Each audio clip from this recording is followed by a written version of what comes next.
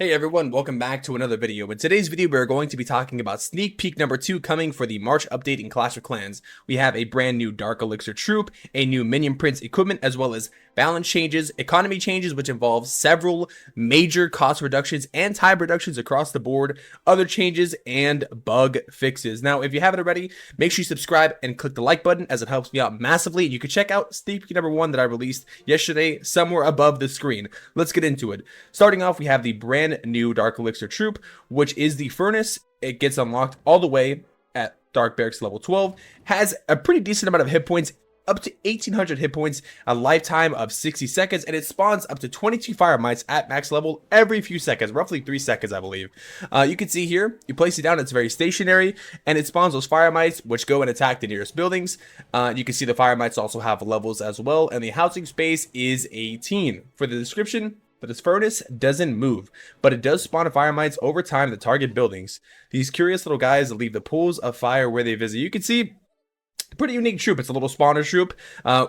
I would say one of its kind in terms of an actual troop, so it's going to be interesting to see what people come up with. And if you're recognizing the Furnace, it's actually a card or a troop in Clash Royale, so this is literally almost the exact same design. And if you're wondering if you recognize the Fire Mites, fun little fact, they are actually already in the game because they are on the Flame Flinger. When the Flame Flinger shoots those little Flame Flinger shots, you will notice them jumping around once the Flame Flinger shoots that little shot, and they leave a little fire on the ground as well. So yeah, and next up we have the brand new Minion Prince equipment, which is going to be the Noble Iron. Does a decent amount of damage, but its main passive ability is it increases the speed, range, and power of the Minion Prince's first few attacks. Now this is very similar to the Royal Champion ability, which is the Rocket Spear. So it's going to be very interesting to see what people think this should be paired with. Let me know what you guys think, man. Noble Iron, is it going to be a W equipment, an L equipment? I know the Minion Prince has some really interesting synergy with the different equipment, so I guess we'll see. Attack range is up to 11 tiles, which pretty much outranges everything in the game, I believe, except for the Monolith and the brand new multi-gear tower. So yeah, let me know what you guys think about the new Noble Iron. Looks pretty solid. I'm excited to see what people come up with. Next up, we have some balance changes coming to the game. Housing space of a few secondary troops was adjusted, so the Lava Pup, Ice Pup, and Lava Pup housing space are reduced from 2 to 1. The Skeleton Trap Air Skeleton's housing space reduced from 2 to 1. Yeti Mite and Ice Mite housing space reduced from 3 to 1. And the Big Boy housing space reduced from 20 to 10, which is going to make them able to be springed away, which I honestly think is kind of a crazy change because I use Secret Witches myself. I think that's probably the most biggest thing to take away here. So yeah, we also have the Druid Bear housing space, the Druid Bear form housing space reduced from 16 to 10, which really won't affect much because it already gets springed away anyways. Next up, we have some major cost and time reductions across the board. Now you can see I will pretty much just scroll through the entire graph here. The main thing I want to kind of focus on though is the offensive ones. You can see they don't really change for some levels, but for the barracks, but once it gets to the max level, you'll see the cost reduction does go from 21 to 15. The blacksmith as well, a couple of defenses, pretty much everything. The clan castle is also pretty huge here, especially because, you know, the training time is being removed. So I would say the most important thing here is the offensive buildings getting, you know, reduced here. We have the laboratory for a few levels getting reduced, which is pretty interesting. We also have the spell factory, which is getting some cost reductions there as well. The town hall buildings, of course, and the workshop.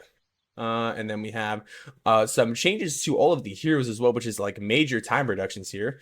I'll pretty much scroll through. You guys can pause and see. You guys can see if you guys really want to see all the stats there. I'll pretty much just scroll through for the pets as well. Unicorn, Yak, Earthquake spell, bunch of spells getting changed. And what was the other major thing I wanted to see? I believe it was the Hero Hall. You can see all of the troops, Yeti, some cost reductions for the walls, which is pretty nice. I believe we already passed the Hero Hall, but overall pretty nice. I mean, cost reductions and time reductions, always a very nice thing when it comes to an update. Next up, we have some other changes here. Builder Gold and Builder Elixir rewards and Builder-based battles have been increased significantly for almost all of the leagues. Now, if you don't already know, I made a video. Several other creators also made a video about training time is being removed in Clash of Clans. So this will pretty much combat because they're going to be removing force closing as a feature. Now, if you don't know what force closing is, you can check out one of my last videos. Pretty much you just force close the attack and then it ends up playing the attack for you. But yeah, wall upgrade tool now allows you to select walls based on your current wall ring inventory. A couple wall changes. Builds no longer spend their precious time recovering obstacles. Villagers have taken over the job.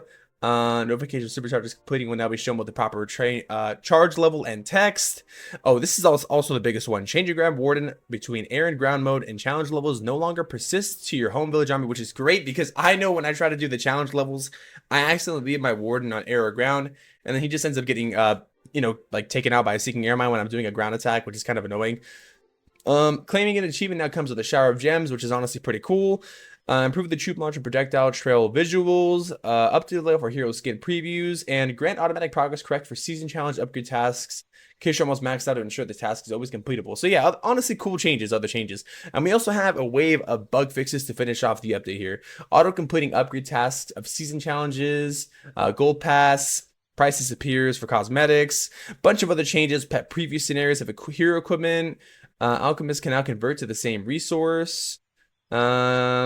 Yeah, I mean, overall, some solid bug fixes. The Minion Prince chooses defensive patrol path using ground pathfinding. I also noticed that bug too. So yeah, man, overall, a lot of cool balance changes, cost and time reductions and other changes as well. So yeah, let me know what you guys think about the new update.